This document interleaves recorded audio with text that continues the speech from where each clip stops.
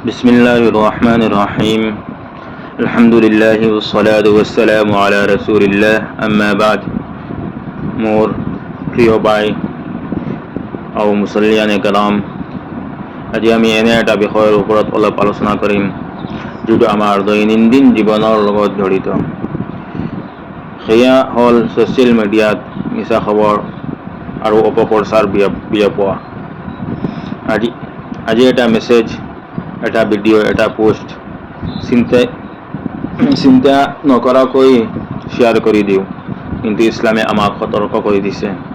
কোৰাণৰ বাণী আল্লাহ তাআলাই কৈছে, ইয়া আইয়ুহাল্লাযীনা আমানু ইন জাআকুম ফাসিকুম বিনাবাইন ফাতাবায়ানু।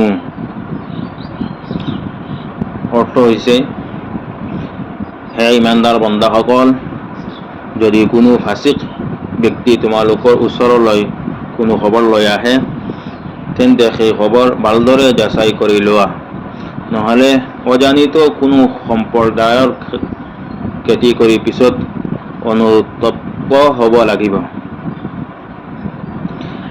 এই আয়াতে আল্লাহে আমাক শিকাইছে, যাচাই নকৰাকৈ কোনো খবৰ বিশ্বাস বা প্ৰচাৰ নকৰিবা। হাদিছে ৰাসূলুল্লাহ সাল্লাল্লাহু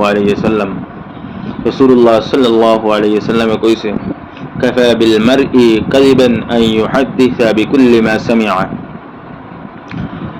মানুহ মিছলীয়া হোৱাৰ বাবে এইটোৱে যথেষ্ট যে সি শুনা প্ৰতিটো কথাই আনক কৈ ফুৰে। অৰ্থাৎ শুনিলেই শ্বেয়াৰ কৰা, ফৰৱাৰ্ড কৰা এইটো মুমিনৰ কাম নহয়। আন এটা হাদিছ, মান কাযাবা আলাইয়া মুতাআম্মিদান ফালয়াতাবাওয়া মাকআদাহু মিনান নাৰ। যে ইচ্ছাকৃতভাৱে মোৰ ওপৰত মিছা কথা আৰোপ কৰিব, সি যেন জাহান্নামত নিজৰ ঠাই প্ৰস্তুত কৰি লয়। সেই নবী কৰীম সাল্লাল্লাহু আলাইহি ওয়াসাল্লামৰ নামত কোনো হাদিছ লিখাৰ আগতে নিশ্চিতভাৱে যাচাই কৰিব লাগিব।